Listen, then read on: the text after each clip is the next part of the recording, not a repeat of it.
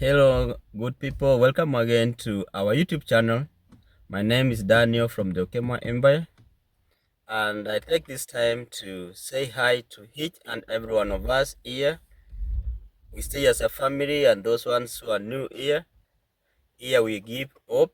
We encourage everyone and one another in terms of David Autry and any other burning issues that you may be having in terms of visa processing and other information. So welcome again to our new viewers. Please consider subscribing to this family, and we grow as a unit together. So today's video I'll be discussing about how I viewed the United States before I came here, and how I now understand the United States for the few years or the 1 year I've been around. Before I came, I knew that everyone in the United States is rich. But the fact of the matter is that not everyone here is rich.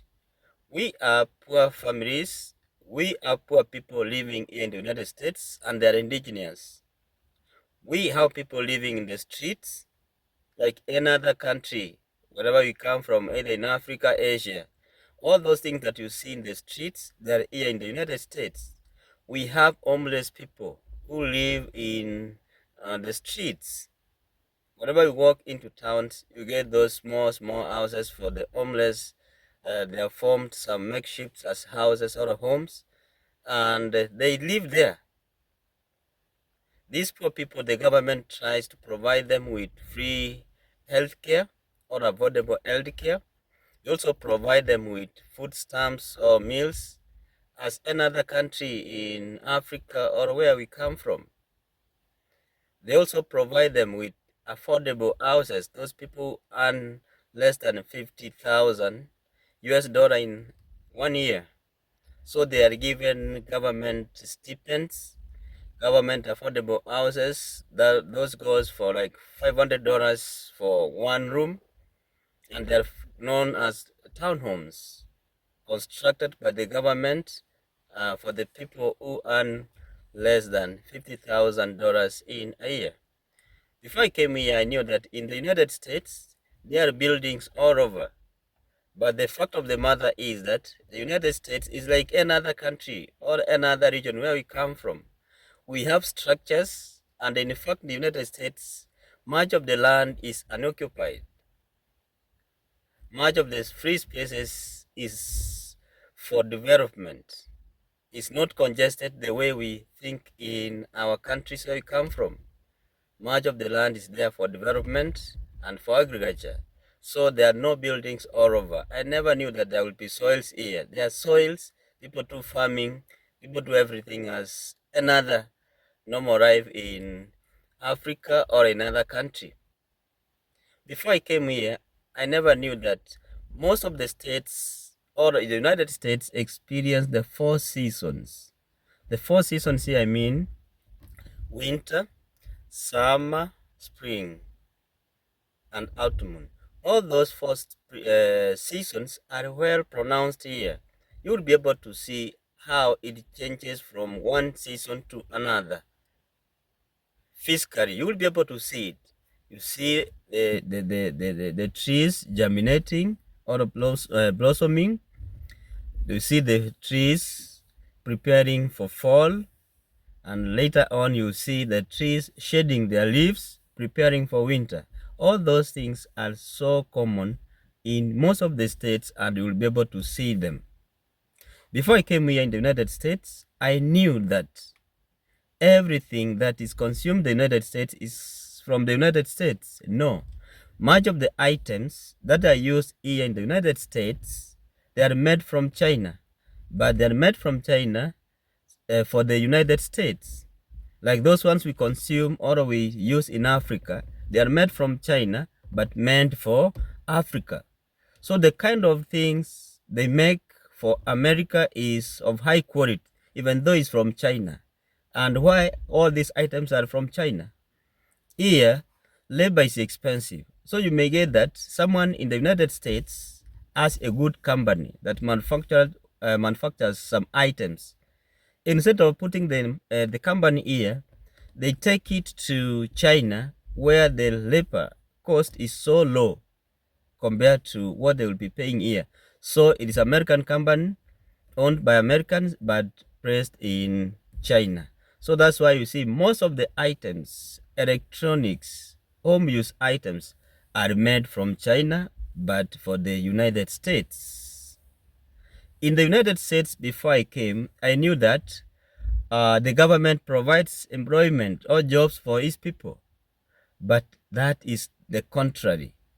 Here, most of 80 to 90% of jobs in the United States are provided by the private companies, by individuals. The government provides those essential services jobs, but much of the work, talk of stores, talk of healthcare, is only individuals who own much of these facilities, and they employ people, they pay. So get to understand that. The other thing that I came to realize about the United States is healthcare. I thought in the United States, because being a superpower country, I thought that the healthcare will be free or cheap. Here, healthcare is very, very expensive. Very expensive. Without an insurance, you cannot afford some of the health services that you may be needing. In this case, we have to have an insurance for all family member, and some of the insurances is where we pay like 50-50 cost sharing. The insurance pays part of the money, and you as a person pay the rest of the money. But the good thing here, if you get a problem, you fall sick, you will not be left like that. 911 will be called, you are taken to hospital, you are treated for free, and later on you are sent a bill. And this bill now, you make arrangement on how you are going to pay. Not like any other country where we come from, that if you don't have insurance, you have no money, you may be left to die like that, because you will not be admitted by some hospitals. Here you will be admitted, treated, even though it's expensive, but at the end of the day, you are given your bill, then you make arrangement on how you pay your bills. The other thing is about tax returns. In the United States, I never knew that once you do your returns, you will be given something back at the end of the day, depending on how much you earn for that fiscal year. Those who earn little money, they get more tax return in terms of income. And those with kids get a lot of money in terms of kids stipend. The other thing about the United States that I never knew is that whenever you hear a siren coming from 911, fire engine, and any other siren vehicles, it means that you stop moving or you stop driving and you pave way on either side of the road for the fire engine or 911 to pass. It's mandatory that whenever you hear the siren, you stop moving, you stop driving, put your vehicle aside, pave way for the fire engine, because the fire engine can move in either way of the traffic, so you never know where it is moving to. That's why you must pave way. Another thing is about school buses. School buses, they have rights, actually excessive rights than any other people on the road. Whenever you see a school bus ahead of you, you must keep a distance of like 20 meters behind the school bus. And also, when you see the school bus parking and the flash lights are red, it's flashing red and it says stop, because the sign comes out stop, then you must stop and wait until the red flashing light from the school bus is clear. When it's flashing red, it means that now it is either dropping the kids or is picking the kids to school. So you have to wait until the doors are closed and the green light on the bus is on. it is very, very important in that case. The other thing is about insurance for the cars. I never knew that in the United States, they don't care a lot about giving you loans for buying a car. So long as you have a good credit, you are working, whatever car that you want, they will always give you, and you start paying in installments until you finish paying for that vehicle.